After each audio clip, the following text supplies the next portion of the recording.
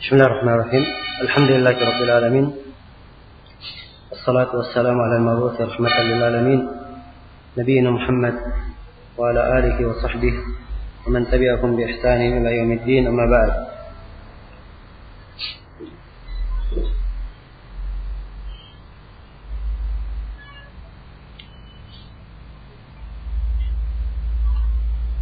Kemudian di antara manfaat dan hikmah dari zakat, bahwa zakat ini mencegah terjadinya sejumlah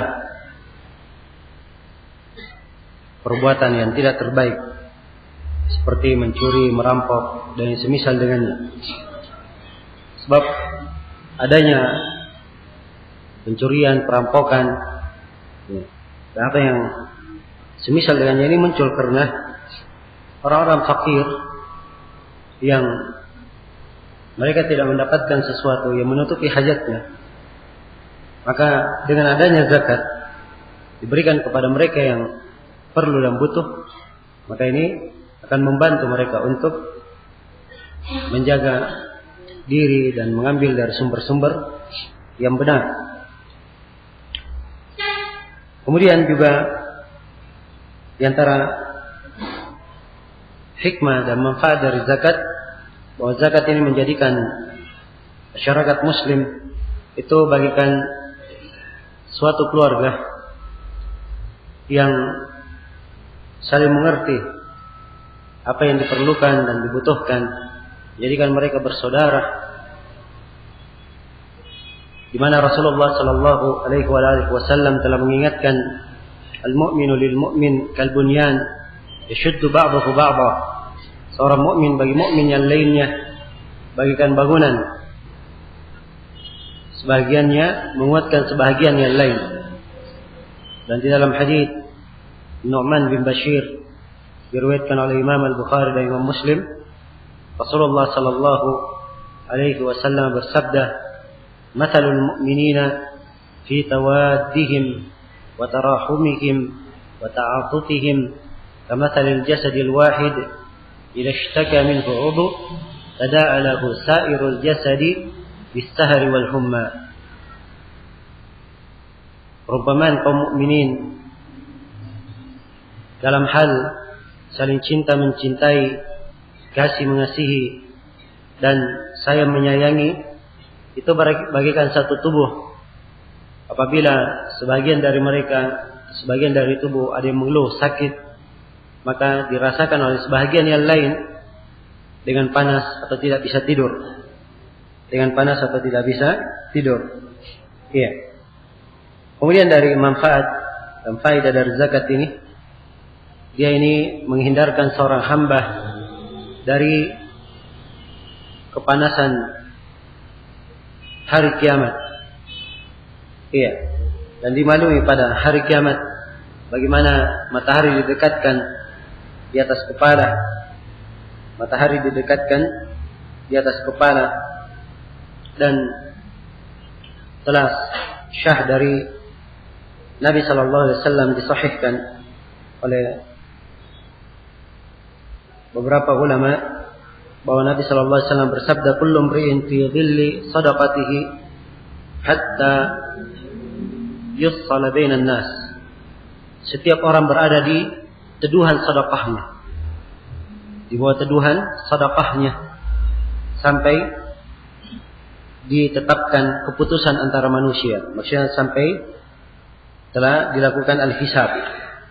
Iya. Kemudian di antara dan juga Rasulullah sallallahu alaihi wasallam bersabda di dalam hadis Abi Hurairah yang diriwayatkan oleh Imam Al-Bukhari dan Imam Muslim tentang 7 orang yang diteduhi di bawah teduhan arsy Allah Subhanahu wa taala. Salah satunya adalah wa rajulun tasaddaqa bi sadaqatin fa akhfaha hatta la ta'lamu shimaluhu ma tunfiqu yaminuhu.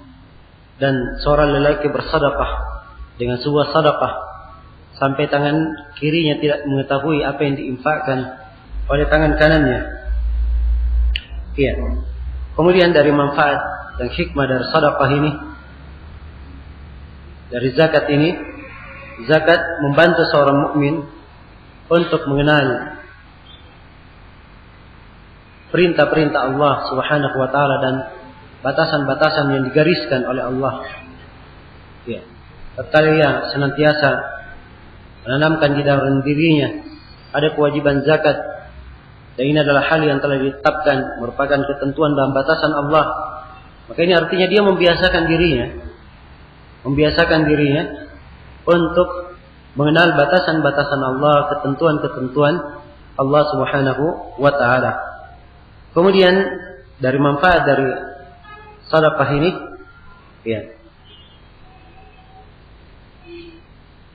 ditahannya sedekah ini menyebabkan turunnya musibah, menurunkan turunnya musibah yang akan menimpa kaum mukminin. Nah, di mana Syekh Al-Albani rahimahullahu taala menghasankan atau mensahihkan hadits Ibnu Majah dari Abdullah bin Umar radhiyallahu taala anhu dalam hadits yang panjang di mana Nabi sallallahu alaihi wasallam bersabda di dalamnya, "Walam yamna'u zakat amwalihim illa muni'u al-qatra minas sama' walaula al-bahaim lam yumtaru." Dan tidaklah mereka menahan zakat harta mereka kecuali mereka akan ditahan untuk mendapatkan hujan dari langit. Dan dikata bukan karena hewan-hewan ternak mereka tidak akan mendapatkan hujan. Iya. Mereka tidak akan mendapatkan hujan.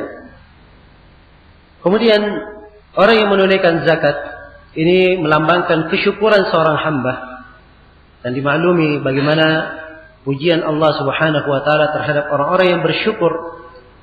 Ya. Dan salah satu bentuk kesyukuran adalah dia keluarkan harta itu sesuai dengan apa yang diperintah.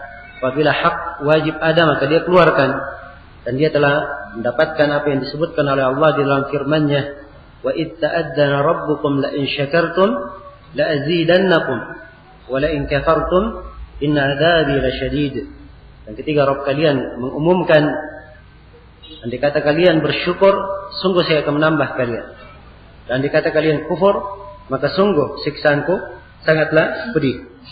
Kemudian dari manfaat dari zakat ini akan menyebabkan pahala berlipat ganda. Pahala berlipat ganda.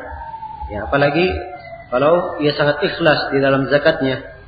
Sangat ikhlas di dalam zakatnya. Dan Allah Subhanahu wa taala telah berfirman, "Matsalul ladzina yunfiquna amwalahum fi sabilillahi kamathali habbah ambatat sab'a sanabil fi kulli sumbulatin mi'atu habbah. Wallahu yudha'ifu liman yasha' wallahu wasi'un alim." Perumpamaan orang-orang yang menginfakkan hartanya di jalan Allah itu seperti orang yang menginfakkan satu biji. Ya. Satu biji ini tumbuh kemudian melahirkan 7 tangkai. Dari setiap tangkai berbuah 100 biji. Jadi asalnya 1, kemudian dia mendapatkan hasilnya berapa? 700 biji. Nah, wallahu yudha'ifu liman yasha', dan Allah melipat gandakan bagi siapa yang Allah kehendaki. Wallahu wasi'un alim, dan Allah Maha luas. Dibawakan di sini nama al-wasi' untuk menunjukkan luasnya pemberian Allah. Ya. Alim, dan Allah Maha mengetahui. Dibawakan di sini nama al-alim sebab Allah Subhanahu wa taala Maha mengetahui siapa yang berhak dilipat gandakan pahalanya dan siapa yang tidak dilipat gandakan. Itu semuanya kembali kepada niatnya, dan Allah Maha mengetahui siapa yang ikhlas dalam niatnya dan siapa yang tidak ikhlas. Nah, kemudian di antara hikmah dan manfaat pada sedekah ini menjaga orang yang mengeluarkannya dari siksaan, menjaga orang yang mengeluarkannya dari siksaan. Dan telah kita sebutkan dalil-dalil ya, bahwa orang yang tidak mengeluarkan zakatnya bagaimana ia disiksa ya pada hari kiamat dengan siksaan-siksaan yang pedih. Maka kalau dia menjaga dirinya dengan mengeluarkan zakat, maka dia pasti mendapatkan manfaat, terhindar dari siksaan-siksaan tersebut. Nah, iya.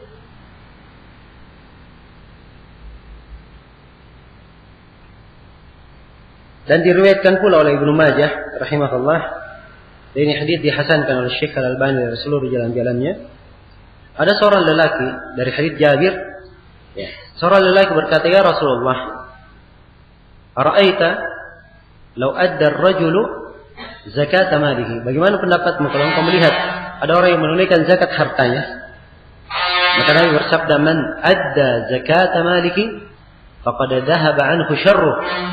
Siapa yang menunaikan zakat hartanya, maka akan hilang kejelekan dari harta itu. Akan hilang kejelekan dari harta itu. Maka ini menunjukkan bahwa siapa yang menunaikan zakat, maka ini menyebabkan hartanya ya, hanya berisi kebaikan, tidak ada kejelekan padanya, dan diangkat musibah dari harta tersebut. Iya. Dan juga di antara manfaatnya bahwa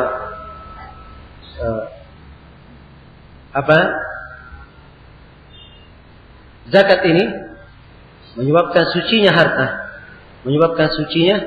harta yang tersisa. Sucinya harta yang tersisa dan menjaga harta yang tersisa tersebut dari kerusakan. Iya, menjaga harta yang tersisa dari kerusakan. Ya, dan ini dimaklumi secara umum ya. Sebuah harta yang halal kalau bercampur dengan harta yang haram, ia akan membahayakan harta yang halal ini. Maka apabila misalnya dia menahan zakatnya, tidak dia keluarkan, maka ada hal yang haram yang ada pada hartanya, ya, maka ini akan membahayakan hartanya kalau tidak dia keluarkan zakatnya. Karena itu siapa yang mengeluarkan zakatnya, maka dia pasti akan mendapatkan kebaikannya, dan menjaga hartanya dari kerusakan. Iya.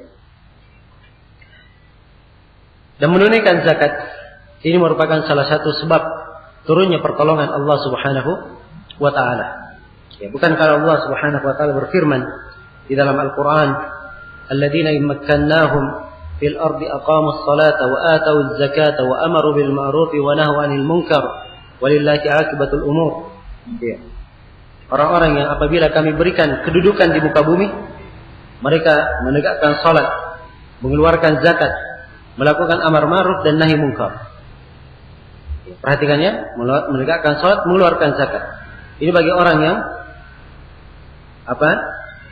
diberi kedudukan oleh Allah, dia tegakkan ini, maka Allah Subhanahu wa taala menjanjikan pertolongan untuknya. Sebab mereka inilah yang dijanjikan dengan pertolongan. Ya. Nah, mereka dijanjikan dengan pertolongan. Baik. Kemudian di antara manfaat dari zakat ini bahwa ya, zakat ini akan menambah keimanan di dalam hati hamba dan menambah petunjuk untuknya. Ya. Sebab orang yang melakukan amalan ketakwaan pasti akan bertambah ketakwaan dan bertambah petunjuk. Allah Subhanahu wa taala berfirman, "Walladzina ihtadaw zadahum huda wa atahum taqwahum." Orang-orang yang mendapat petunjuk, Allah tambah petunjuk untuk mereka. Dan Allah datangkan ketakwaan untuk mereka. Iya. Dan orang-orang yang berinfak, bersedekah, apalagi dia mengeluarkan zakatnya, Allah jamin untuknya dia mendapat petunjuk dan Allah jamin untuknya keberuntungan. Iya. Kita semua tahu ayat di awal surah Al-Baqarah, iya, disebutkan sifat orang-orang yang beriman, dan di antara sifat mereka walladzina yu'minuna bima unzila ilaika. Baik, sebelumnya alladzina yu'minuna bil ghaibi wa yuqimuna as-salata wa mimma razaqnahum yunfiqun. Orang-orang yang beriman kepada yang gaib, menegakkan salat dan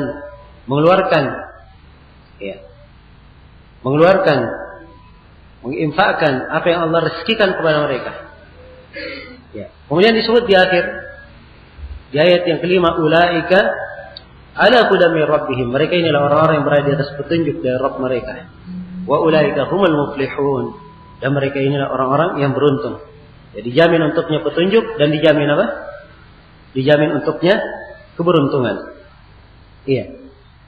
Kemudian dari manfaatnya juga, orang yang menunaikan zakatnya, ya, dan zakat ini memberikan bantuan kepada saudaranya yang kesusahan, maka dia pasti mendapatkan bagian kebaikan dari hadits Rasulullah sallallahu alaihi wasallam di mana Rasulullah bersabda dalam hadits Abu Hurairah diriwayatkan oleh Imam Muslim, kata beliau, "Man naffasa an mu'minin qurbatan min qurabi yaumil qiyamah, naffasa Allahu anhu qurbatan min qurabi man naffasa an mu'minin qurbatan min qurabi dunya, naffasa Allahu anhu qurbatan min qurabi yaumil qiyamah. Wa man yassara ala mu'sirin yassara Allahu alaihi fid dunya wal akhirah." Ya. Siapa saja dari seorang mukmin yang melapangkan kesusahan seorang mukmin di dunia, maka Allah akan lapangkan untuknya kesusahannya pada hari kiamat. Dan siapa saja dari seorang mukmin yang memudahkan seorang yang kesulitan, maka Allah akan mudahkan untuknya di dunia dan di akhirat. Kemudian di akhir hadis Rasulullah bersabda, "Wallahu fi aunil 'abdi, ma kana Allahu fi wallahu fi aunil 'abdi, ma kana al-'abdu fi auni akhihi." Ya, dan Allah terus bersama seorang hamba itu, membantu hamba itu sepanjang hamba ini senantiasa membantu saudaranya.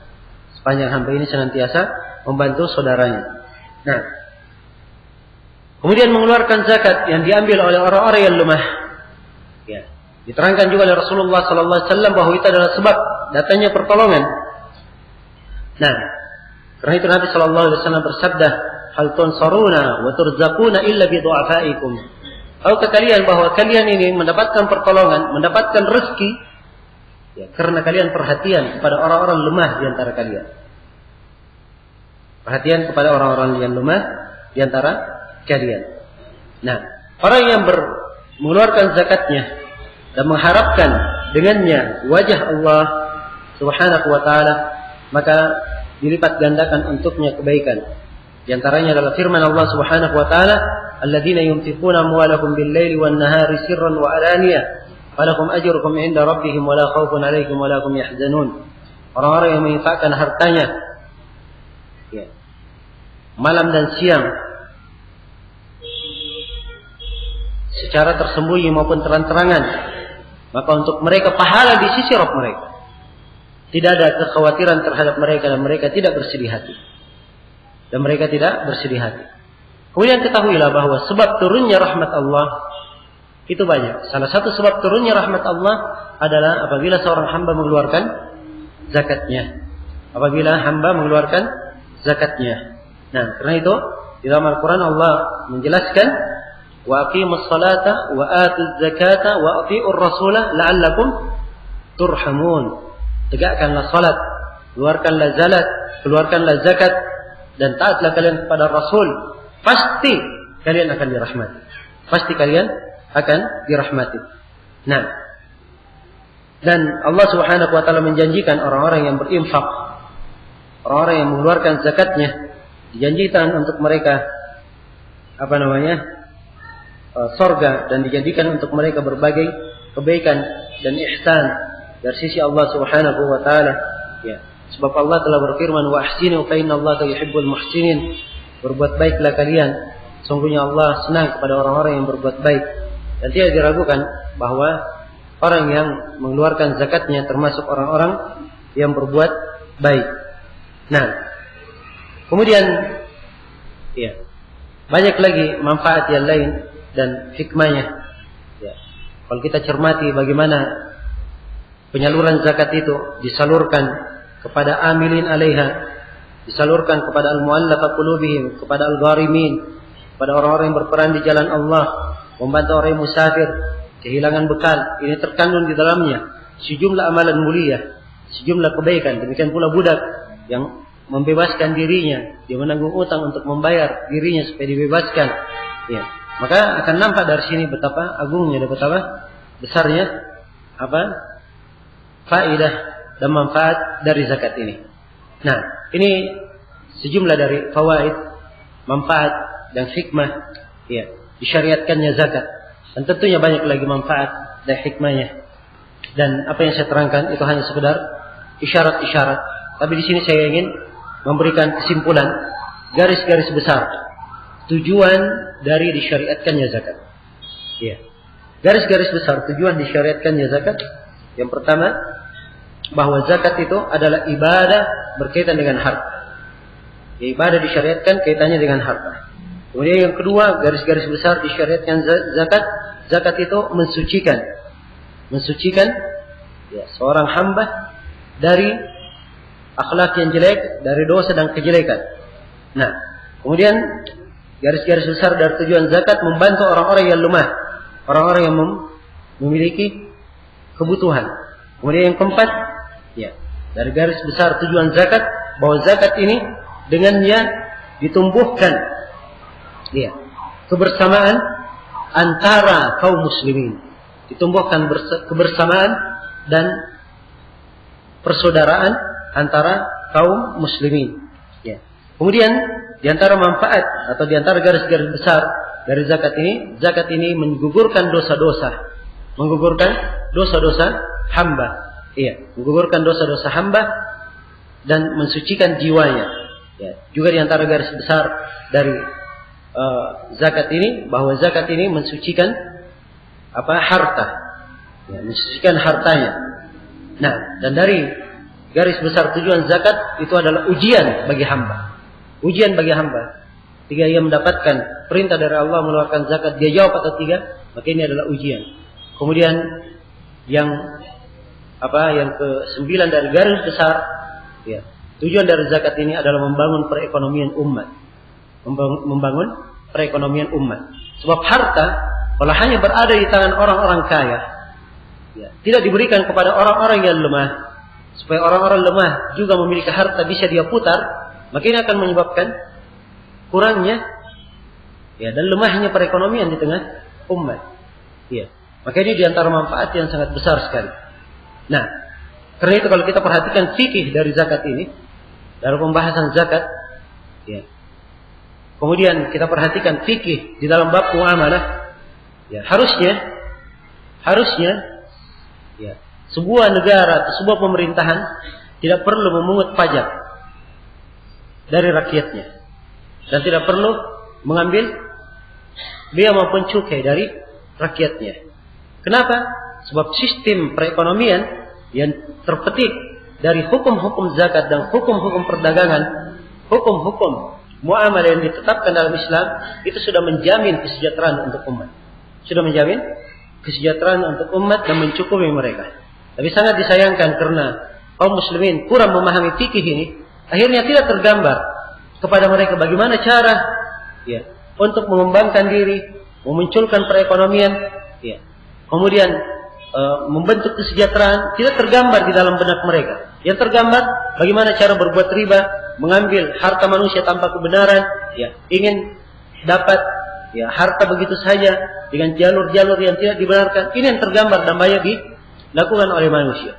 Ya. Sehingga praktek-praktek riba berjalan dengan sangat luasnya dan beraneka ragam, dan bentuk serta cara memakan harta manusia dengan kebatilan, ya, telah dikemas dengan kemasan-kemasan yang sangat indah dan menipu banyak manusia.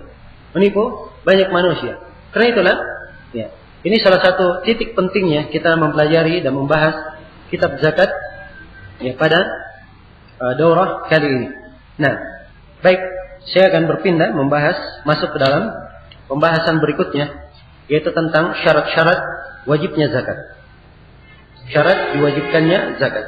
Nah, Syekh Abdurrahman bin Nasir As-Sa'di rahimahullahu taala di sini beliau berkata, ya, kata beliau rahimahullah, wa hiya wajibatun ala kulli muslimin wa hurrin malaka nisaban wa la zakata fi malin hatta yahula alayhi al-hawl illa al-kharij min al-ard wa ma kana tabi'an lil asl kana ma'in nisab wa ribh at-tijara فإن حولهما حول أصلهما. Iya. Di sini Syekh Abdurrahman bin Nasir As-Sa'di rahimahullahu taala menyebutkan syarat-syarat diwajibkannya zakat. Iya. Diwajibkannya zakat. Baik, pertama, kapan zakat itu wajib atas seseorang? Kapan zakat wajib atas seseorang? Syekh rahimahullah menjelaskan beberapa syarat. Syarat yang pertama, kata beliau, wa hiya wajibah. Zakat itu wajib ala kulli muslim, terhadap setiap muslim. Maka ini syarat yang pertama. Syarat yang pertama, bahwa zakat itu diwajibkan atas setiap muslim. Ya, disyaratkan keislaman. Disyaratkan keislaman. Sebab kafir, ya, mereka tidak diterima amalannya. Tidak diterima amalannya. Nah, karena itu disyaratkan keislaman pada syarat wajibnya. Ya, tapi bersamaan dengan itu jangan dianggap bahwa orang kafir yang tidak mengeluarkan zakat, ya, mereka tidak mendapat dosa pada hari kiamat. Tidak. Di sini letak, ya, kejelekan, kekufuran. Sebab kafir ini dia mukhatab bi furu'is syariah. Ya. Kalau dia tidak salat, tidak zakat, tidak haji, tidak ini, dia akan disiksa tatkala dia tidak melakukannya. Dan ia tatkala melakukannya tidak diterima amalannya sebab dia adalah apa? Sebab dia adalah kafir. Nah, maka syarat yang pertama dari syarat wajibnya zakat harus seorang muslim, disyaratkan keislaman. Syarat yang kedua adalah syarat al-hurriyah. Syarat al-hurriyah. Iya. Syaratkan al-hurriyah. Kebebasan. Bukan seorang budak. Iya. Bukan seorang budak. Sebab seorang budak itu dia tidak memiliki harta. Harta yang dia miliki, harta yang dimiliki oleh seorang budak itu adalah harta tuannya. Harta tuannya. Nah, karena itu telah syah dari Nabi sallallahu alaihi wasallam bahwa beliau bersabda, "Nah, man ibta'a 'abdan wa lahu malun famaluhu lilladhi ba'ah illa an yashtarita al-mubta'." Siapa yang menjual seorang budak dan budak ini punya harta, maka hartanya bagi siapa yang menjualnya. Hartanya bagi siapa yang menjualnya, kecuali kalau disyaratkan oleh orang yang membeli. Orang yang membeli. Maka di sini menunjukkan bahwa budak itu tidak memiliki harta. Hartanya milik siapa? Kalau budak ada harta, maka harta budak ini milik siapa? Milik tuannya. Jadi kalau tuannya menjual budaknya, ada hartanya, maka harta ini pada tuannya, budaknya saja yang pergi. Jelas ya? Kecuali kalau orang yang membeli mensyaratkan, saya beli budaknya bersama dengan seluruh yang dia miliki. Ya, barulah dia menjadi milik orang yang membeli. Nah, jelas ya, maka disyaratkan harus ada apa? Kebebasan. Ya. Ini pada seluruh jenis zakat wajib kecuali zakat fitri.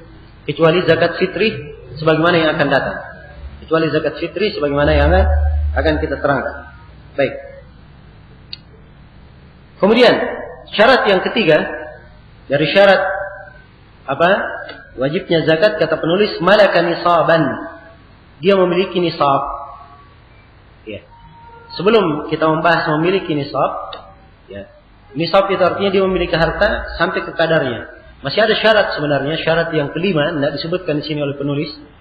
Tapi syarat yang kelima ini kita letakkan pada urutan yang ketiga. Ya. Nah, syarat yang yang ketiga, ya, yang disyaratkan adalah bahwa harta tersebut sudah tetap menjadi miliknya. Ini syarat istiqrar al-mulk. Istiqrar al-mulk. Kepemilikan sudah tetap bagi dirinya. Nah, jadi zakat itu tetap, kalau zakatnya tetap untuk dia, barulah telah keluar apa? Telah wajib zakatnya. Nah, telah wajib zakatnya.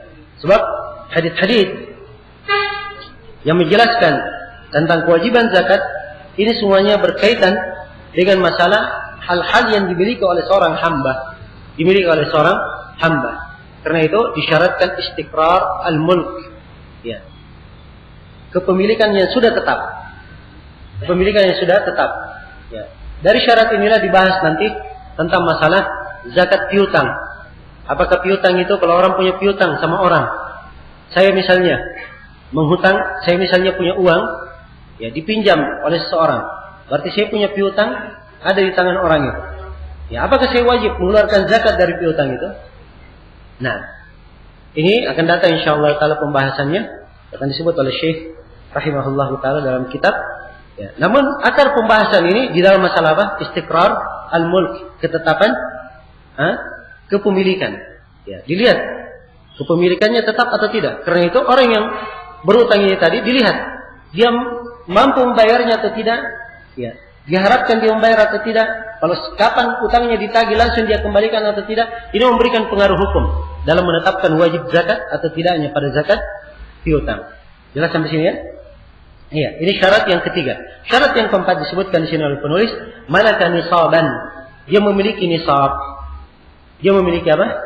Nisab. Nisab itu adalah jumlah atau kadar yang dengannya lah wajib untuk dikeluarkan zakat. Dengannya wajib dikeluarkan zakat. Jadi siapa yang memiliki harta, dia sudah sampai ke kadar tertentu, maka dia wajib mengeluarkan zakatnya. Kalau dia sudah sampai ke kadar tertentu, maka dia telah dikatakan telah sampai hartanya kepada nisabnya. Telah sampai hartanya kepada apa? Nisabnya. Contohnya misalnya, di zakat emas misalnya. Seorang kalau memiliki emas sampai ke 85 gram, walaupun saya akan rinci nanti ya, berapa ininya, perhitungannya, tapi saya berikan kesimpulannya. Misalnya siapa yang memiliki emas 85 gram, maka artinya telah sampai nisab. Sebab nisab emas berapa? 85 gram. Ini untuk ukuran gram kita di masa ini.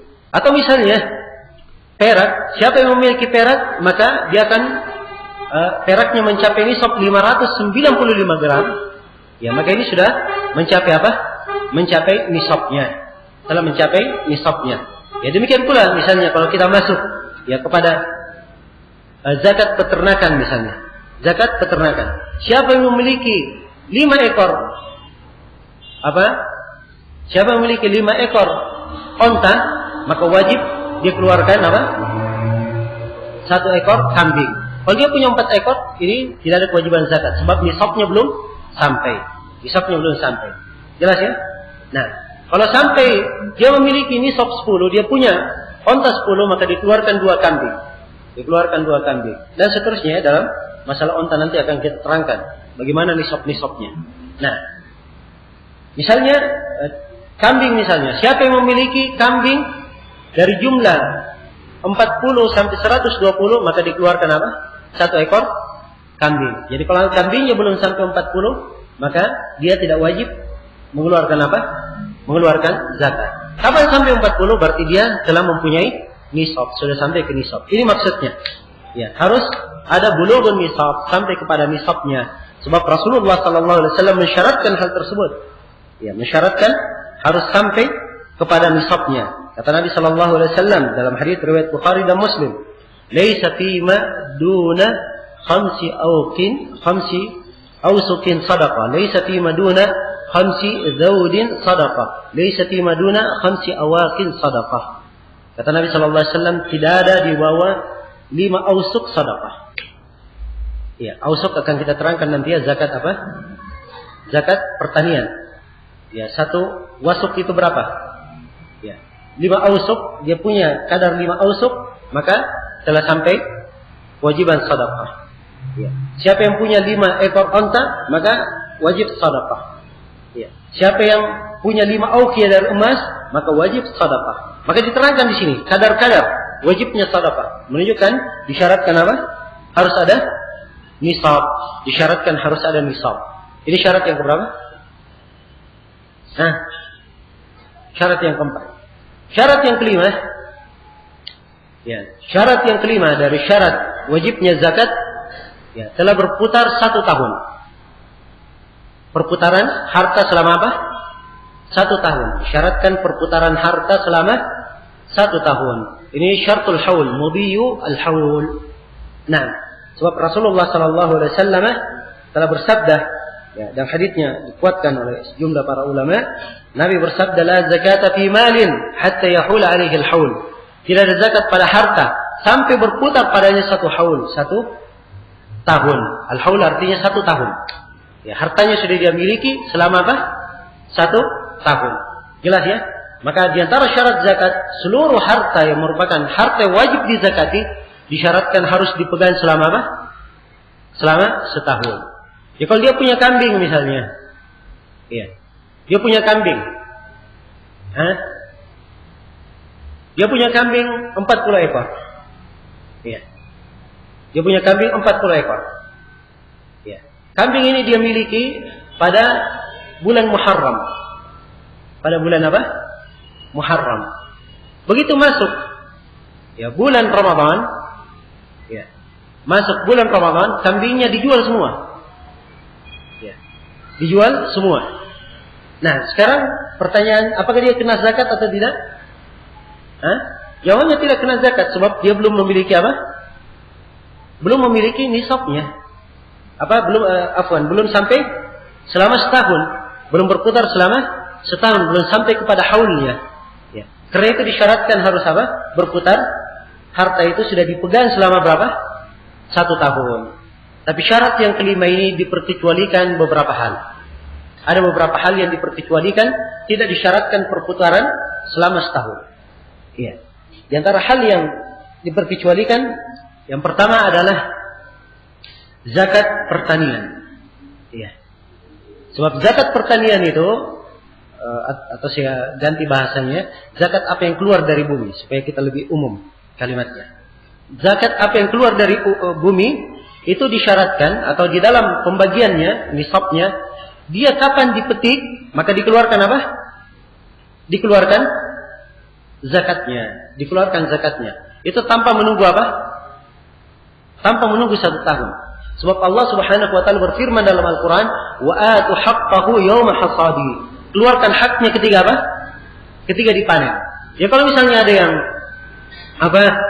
panen padi misalnya. Ya. Padinya sudah dikumpul sampai ke nisab.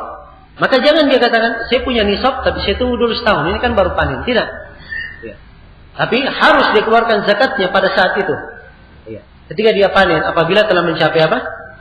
Telah mencapai nisabnya. Ini yang diperkecualikan di sini oleh penulis. Karena itu kata penulis di syarat yang kelima, wala zakata fi malin hatta yahula alaihi al-haul illa al-kharij min al-ard. Beliau perkecualikan. Kecuali yang keluar dari apa? Dari bumi. Nah, kemudian yang kedua yang diperkecualikan kata Syekh, wa ma kana tabi'an lil asl. Apa yang merupakan ikut kepada asalnya? Apa yang merupakan ikut kepada apa? Asalnya. Itu tidak disyaratkan haul, tidak disyaratkan kena 1 tahun. Ya. Ingat ya, ada 2 istilah di sini. Kita pakai nisab, pakai apa? Haul. Kalau nisab artinya apa? Kadar, dia wajib. Kalau haul berputar apa? Setahun. Ya. Kata beliau yang kedua yang disyaratkan apa yang ikut kepada asal. Ya. Yang ikut kepada asal ini 2 hal, 2 perkara. Yang pertama nama an-nisab. Nama an-nisab. Ya. Perkembangan dari nisab. Kemudian yang kedua ribuh tijarah. Untung dari perdagangan. Fa inna haulahuma haulu aslihima. Haul 2 ini, nama an-nisab dan untung perdagangan, 2 hal ini nisabnya atau haulnya ikut kepada asalnya. Ikut kepada apa? Asalnya. Untuk memperjelas saya beri contoh. Seorang misalnya dia memiliki kambing 40 ekor. Ya. Dia memiliki kambing berapa? 40 ekor. Ya, ingat ya, nisab kambing 40 sampai 20 1 ekor kambing. Tapi kalau sudah 121 ya, sampai 200 maka nisabnya keluar berapa? 2 ekor kambing. Jelas ya? Sekarang ada orang punya 40 kambing. Dia dari bulan Muharram dia pelihara kambingnya. Masuk ke bulan Sya'ban. Ya, masuk ke bulan Sya'ban. Kambingnya masih 40. Tapi kambing ini semuanya sudah bunting. Jelas ya? Sudah bunting. Ya. Begitu masuk ya, bulan Dzulqa'dah, ya, semua kambing ini melahirkan. Ya. Semua kambing ini melahirkan berapa ekor? Dia melahirkan 3. Kecuali 1 ekor kambing melahirkan 4. Berarti jumlah kambingnya sekarang berapa? Setiap kambing 40 ya. Setiap kambing melahirkan 2 ekor kecuali 1 melahirkan 3. Berarti jumlah kambingnya semuanya berapa? 121. Kan begitu? Iya. Baik, yang 121 ini, ya 40 itu dari Muharram sampai bulan Dzulqa'dah. Kan begitu. Yang 81 semuanya baru lahir, kan begitu? Ya, baru lahir. Yang 81 ini nisabnya ikut kepada yang 40. Perhitungan haulnya ikut kepada apa? 40. Jadi begitu sampai ke bulan Muharram berikutnya, harus dikeluarkan zakatnya untuk 121, bukan untuk 40, tapi untuk apa? 121. Ini maksudnya. Jelas sampai sini? Diperkecualikan ini. Sebab haulnya ini, tidak dikatakan haulnya, wah ini baru lahir, berarti baru bulan Dzulqa'dah, bulan 11 baru mulai. Tidak. Tapi dikatakan tidak. Dia haulnya mulai dari bulan Muharram. Sama dengan induk-induknya yang merupakan asalnya. Yang merupakan asalnya. Jelas sampai sini? Iya. Baik. Kemudian yang kedua yang disebutkan di sini oleh penulis adalah untung dari perdagangan. Untung dari perdagangan. Seorang misalnya berdagang, dia beli barang, buka usaha. Ya. Di total modal dia dalam usaha, misalnya 100 juta modal dia. Ya, dalam usaha. Jelas? Usahanya dia mulai pada bulan Muharram. Berjalan usaha, ya. Masuk 3 bulan berikutnya, dia untung 100 juta. Ya, 3 bulan berikutnya jalan lagi, untung 100 juta. Terus 3 bulan berikutnya berjalan lagi, untung 100 juta. Masuk bulan Muharram dia untung berapa? 100 juta. Berarti jumlah hartanya sekarang semuanya berapa? Hah? Berapa? Sudah 500 juta. Ya, 4 kali dapat 100 ditambah dengan modal semuanya berapa? 500 juta. Sekarang, ya, 400 yang merupakan hasil dari perdagangan ini, ya, haulnya kemana? Apakah baru haulnya atau ikut kepada asalnya? Jawabannya ikut kepada apa? Ikut kepada asalnya. Jawabannya ikut kepada asalnya. Inilah yang dimaksudkan di sini oleh penulis bahwa haulnya ikut kepada asalnya. Nah, ya. Jelas sampai sini ya? Ya, juga yang diperkecualikan oleh yang diperkecualikan oleh dalil bahwa tidak ada haul di situ adalah ar-rikaz. Ya, ar-rikaz. Dan akan datang menjelaskan ar-rikaz. Ar-rikaz itu adalah harta penemuan dari peninggalan jahiliyah. Ya, dari peninggalan apa? Jahiliyah. Masih tertulis di situ tanda-tanda jahiliyah apa segala macam nampak. Ya. Ar-rikaz. Jelas ya? Ini peninggalan jahiliyah dari umat-umat sebelumnya. Kalau dia dapatkan, maka ini begitu dia dapatkan dikeluarkan 1/5-nya. Dikeluarkan 1/5-nya. Tidak nunggu 1 tahun. Ini tidak disyaratkan haul. Ya jelas ya? Ini sudah berapa ini? Sudah 4. Ya. Di dalam zakat madu, ya bagi siapa yang mewajibkan ada zakat di madu, ya madu mereka samakan dengan apa yang keluar dari bumi. Berarti tidak ada juga haulnya. Bagi siapa yang melihat, ya. Ada zakatnya. Dan sebagian para ulama ada yang memandang zakat pada ujrah, ya. Dan ini letak pembahasan. Ya jelas, secara umum itu beberapa hal yang diperkecualikan, ya dari al-haul. Beberapa hal yang diperkecualikan dari al-haul. Ya jelas sampai sini ya. Jadi secara umum syarat diwajibkannya zakat ada berapa? Ada berapa syarat zakat wajibnya zakat? Ada 5. Yang pertama al-Islam, harus ada keislaman. Yang kedua al-hurriyah, harus ya orang yang merdeka bukan budak. Kemudian yang ketiga istiqrar al-mulk, ya kepemilikan yang apa? Sudah tetap. Jadi harta dia dapatkan, dia miliki. Ya. Apakah dia diberi oleh orang tuanya atau dia warisi, sudah syah menjadi miliknya. Jelas ya? Ini syarat yang ketiga. Syarat yang keempat, bulughun nisab, harus sampai kepada apa? Nisabnya. Kemudian syarat yang kelima, al-haul, telah berputar 1 tahun. Tapi syarat yang kelima ini diperkecualikan berapa hal? 4 hal yang disepakati. Yang lainnya terdapat silang pendapat. Yang pertama, apa yang keluar dari bumi? Apa yang keluar dari bumi itu tidak disyaratkan haul, dikeluarkan begitu panen. Kemudian yang kedua, hasil dari nisab, ya, atau perkembangan dari nisab. Ya. Perkembangan dari apa? Dari peternakan maksudnya. Zakat ternak. Ya, perkembangan dari as-saimah. Nah, nama us-saimah kalau kita bahasakan dengan bahasa lain. Sini penulis membahasakannya dengan nama an-nisab. Ya. Kalau di bahasanya para penulis yang lain dibahasakan nama us-saimah. Ya, perkembangan hewan ternak. Ya, hewan ternak hasilnya atau anaknya, maka itu ikut kepada apa? Nisabnya ikut kepada asalnya. ini yang ketiga. Yang keempat, yang kedua tadi. Yang keempat, untung dari perdagangan. Untung dari perdagangan ikut kepada apa? Asalnya, ikut kepada modalnya. Jelas ya? Ini sudah 4 perkara. Ya, ditambah 3 perkara. Yang keempat apa tadi? Ar-rikaz. Ya, harta penemuan dari peninggalan jahiliyah. Ingat ya, ini akan datang pembahasannya rikaz. Ya, sebab bukan semua penemuan dikatakan dikeluarkan. Ada yang gali di depan rumah orang, dia dapat ya banyak emas di situ. Ternyata yang tanam adalah ibunya, ya, ibu pemilik rumah. Maka jangan dikatakan, oh saya dapat harta penemuan. Ya, tidak. Ini kalau diketahui, ya ada orang yang memilikinya, diberikan kepada pemiliknya. Ya, kalau dia diketahui bukan dari peninggalan jahiliyah, maka dia hukumnya adalah hukum barang temuan. Hukum barang temuan itu ada pembahasan khususnya di bab luqatah. Diumumkan setahun kalau jumlahnya banyak, ya melebihi dari kadar tertentu, ya diumumkan setahun. Nah, ada hukum-hukum yang berkaitan dengannya. Jelas ya? Jadi ini sudah berapa ini? 4. Kemudian 5, yang kelima tadi kita sebutkan pada madu, ya bagi siapa yang berpendapat adanya zakat di situ.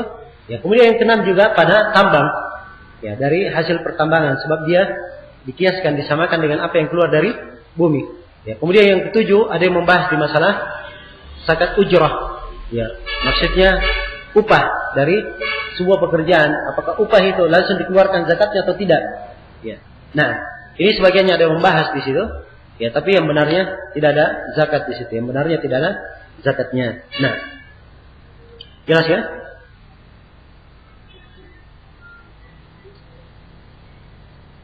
Iya.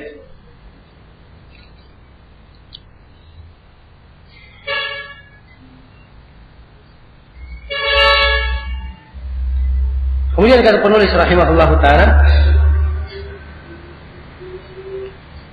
sebelum kita masuk menjelaskan poin berikutnya, jadi di sini syarat wajibnya zakat ini dimaklumi ya, bahwa ini syarat berkaitan siapa yang wajib mengeluarkan zakat. Tapi ada 2 syarat disyaratkan tentunya apabila seorang ingin zakatnya itu sebagai zakat yang syah diterima. Yang pertama, dia harus ikhlas dalam mengeluarkan zakatnya. Kemudian dia dalam mengeluarkan zakat itu sesuai dengan tuntunan Rasulullah sallallahu alaihi wasallam. Iya. Baik, kita pindah kepada pembahasan berikutnya. Kata penulis rahimahullahu taala, "Wa la tajibu zakatu illa fi 4 anwa'." Iya. Kata beliau, tidak wajib zakat itu kecuali pada 4 jenis dari harta. Iya. Zakat tidak wajib kecuali pada 4 jenis dari harta. Nah, yang pertama as-sa'imah min bahimatil an'am. Yang pertama as-sa'imah. As-sa'imah itu artinya yang diternakkan. Yang diternakkan. Min bahimatil an'am. Dari hewan ternak. Iya. Dan bahimatul an'am yang diinginkan di sini itu hanya 3 jenis hewan menurut kesepakatan. Iya. Yang pertama adalah onta. Yang kedua adalah sapi, semisal dengannya kerbau. Ingat ya, sapi dan kerbau itu sama di dalam zakat. Ya. Jangan karena di dalam hadits disebut bakarah.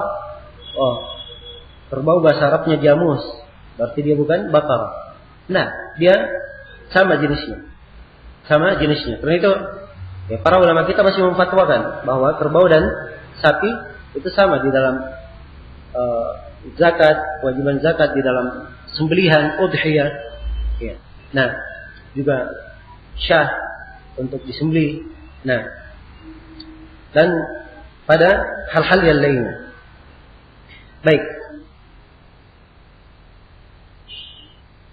As-sa'imah ya. As-sa'imah artinya yang diternakkan. Apa arti yang diternakkan itu? Hah? Yang diternakkan itu artinya apa? Dia dipelihara, dibiarkan merumput, makan merumput, itu diternakkan namanya.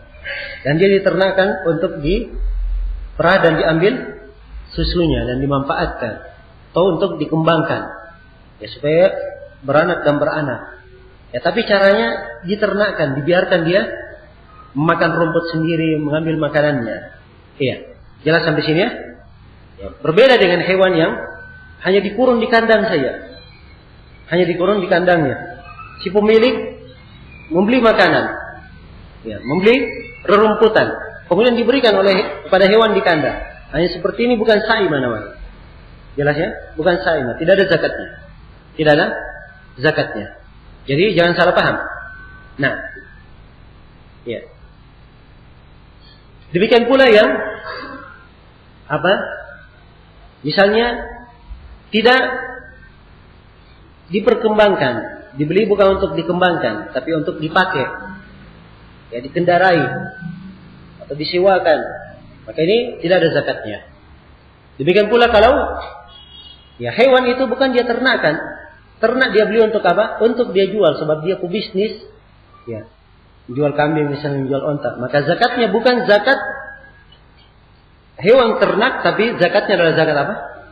Zakat perdagangan. Zakat perdagangan. Jadi kalau saya simpulkan, hewan ternak itu terbagi 4. Ya, kalau saya berikan kesimpulan, ya, terbagi 4. Yang pertama ada hewan ternak memang diperdagangkan, diperjualbelikan. Maka ini zakatnya adalah zakat apa? Zakat perdagangan. Yang kedua, hewan ternak, ya, tidak untuk dikembangkan, tapi untuk dipergunakan. Untuk dipergunakan. Ya, misalnya untuk dia kendarai. Ya, kalau di masa dahulu, ya, di masa dahulu, kadang ada orang yang mempunyai 100, 200 onta. Ya. Onta ini memang sengaja dia pasang di musim haji. Kemudian dia sewakan kepada orang-orang yang ingin menyewanya, dipakai selama musim haji. Ya. Maka kalau disewakan seperti ini, ya, ini namanya dia adalah hewan yang tidak digunakan untuk dikembangkan, ya, tetapi untuk disewakan. Maka dia pembahasannya bukan di zakat perdagangan, sebab tidak diperdagangkan, dia disewakan. Ya, dia disewakan. Maka ini tentang hasil sewa, apakah ada zakatnya atau tidak, ini pembahasan khusus. Ada sebagian mengatakan ada zakatnya, tapi yang benarnya bahwa hasil sewa itu sama dengan jumlah harta yang lainnya. Ya, hasil sewa kalau sudah berkumpul selama setahun sampai ke nisab baru kena zakat. Ya. Kalau belum sampai kepada nisab, tidak berkumpul selama setahun, tidak dipegang selama setahun, tidak ada zakatnya.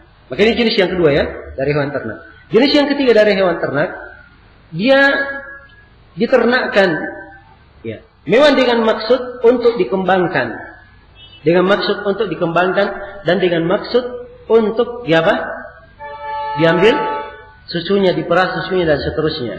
Iya. Kalau seperti ini keadaannya, ya, maka yang seperti ini keadaannya, ini ada 2 jenis. Inilah yang ketiga saya bahas. Kalau dia dikembangkan, iya, kemudian makan rumput sendiri, iya, dibiarkan begitu, dilepaskan oleh pemiliknya untuk makan, maka yang seperti inilah yang kena terkena zakat. Ini yang kena zakat. Dan ini yang kita bahas. Nah, jelas ya? Jenis yang keempat, kalau dia hewan ternak yang ingin dikembangkan, tetapi tidak dilepaskan untuk makan sendiri, dikurung di kurungan atau di kandangnya, kemudian diberi makan oleh pemilik, yang seperti ini kena zakat atau tidak? Jawabannya tidak kena zakat. Jelasan ya? Jelas sampai sini? Oke, ini 4 jenis, ya, dari hewan ternak. 1 saja yang kena zakat. Ya, kalau begitu saya bisa simpulkan bahwa hewan ternak itu kena zakat dengan 2 syarat. Ini syarat tambahannya selain daripada yang kita sebut. Syarat yang pertama, dia harus hewan saimah. Hewan ternak yang memang diternakkan, dilepaskan untuk makan sendiri. Ya, dilepaskan untuk merumput, mengambil makanannya, mencari makanannya. Ini syarat yang pertama. Syarat yang kedua, dia memang dipelihara untuk dikembangkan. Dipelihara untuk dikembangkan dan diperah susunya. Jelas sampai sini? Ini 2 syarat. Tanpa 2 syarat ini tidak diwajibkan. Ya, kapan dia bukan saimah, diberi makanan khusus untuk dia, maka tidak ada zakat. Kapan dia dipelihara bukan untuk dikembangkan, tapi untuk dijual atau untuk dipakai, maka ini tidak ada zakatnya. Tidak ada zakatnya. Jelas sampai sini ya? Nah, maka ini 2 syarat dari as-saimah. Baik. Jadi harta yang pertama dari harta yang wajib untuk dizakati adalah as-saimah min bahimatil an'am. Ini zakat yang harta yang pertama, yaitu hewan ternak yang sifatnya sa'imah. Ya. Nah, sifatnya sa'imah. Dia ini merumput sendiri, mengambil makanannya sendiri dan berkembang dengan sendirinya. Ya, jelas ya? Kemudian yang kedua, dari harta yang wajib zakat adalah wal kharij minal ard. Apa yang keluar dari bumi? Apa yang keluar dari bumi? Ya, ini insyaallah akan kita terangkan. Apa ukurannya, apa batasan-batasannya, ya, yang keluar dari bumi. Ya, kita akan jelaskan insyaallah taala. Ya, baik. Kemudian kata beliau wal asman. Yang ketiga wal asman, yang mempunyai nilai. Ya, yang mempunyai nilai di sini adalah emas dan perak. Emas dan perak. Nah, akan kita bahas nanti, ya, apakah masuk di dalamnya mata uang yang kita miliki sekarang, ya, dan bagaimana pula dengan benda-benda lain yang punya nilai seperti mutiara, ya, permata, ya, atau berlian dan lain-lainnya dari benda-benda yang punya nilai yang sangat mahal. Ya, jelas ya? Ini yang ketiga. Yang keempat adalah urudut tijarah. Ya, wa urudu at-tijarah atau wa urudit tijarah. Ya. Urud at-tijarah itu adalah barang-barang perdagangan, barang-barang yang diperdagangkan. Jadi apa saja yang diperdagangkan? Ya, berupa barang yang diperdagangkan, maka itu wajib dikeluarkan apa? Wajib dikeluarkan zakatnya. Ingat ya, barang yang diperdagangkan, bukan jasa. Ya. Bukan jasa. Barang yang diperdagangkan, bukan juga mesin yang dipakai untuk memproduksi, sebab mesin tidak ada zakatnya. Apa yang diproduksi itu yang dizakati. Jelas ya? Tapi mesinnya tidak. Jelas sampai sini? Ya. Kalau misalnya ada yang punya usaha laundry misalnya. Dia punya usaha laundry. Datang orang bawa pakaian, dicucikan, disetrikakan, dibayar. Apakah ini masuk dalam zakat perdagangan? Jawabannya tidak. Sebab tidak ada barang. Dia menyiapkan apa? Jasa. Di dalam hal yang seperti ini. Ya, jelas ya? Dan insyaallah ta'ala akan kita lebih rinci nanti pembahasannya. Baik, waktunya sudah habis. Insyaallah ta'ala kita lanjutkan nanti setelah salat maghrib. Ya, setelah salat maghrib kita lanjutkan dengan materi yang sama. Ya. Dan tanya jawabnya nanti ya, nyusul insyaallah. Dan saya harapkan kepada ikhwah jangan bertanya sesuatu yang belum dijelaskan. Tanya saja hal-hal yang berkaitan dengan apa yang sudah dijelaskan. Sebab kadang ada yang bertanya sesuatu, ya ternyata penjelasannya nanti akan datang. Penjelasannya akan datang. Dan kita tidak ingin mengulangi, ya, penjelasan berulang kali. Baik. Sampai sini dulu untuk sementara. Subhanakallahumma bihamdik, asyhadu an la ilaha illa anta, astaghfiruka wa atubu ilaik. Walhamdulillahi rabbil alamin.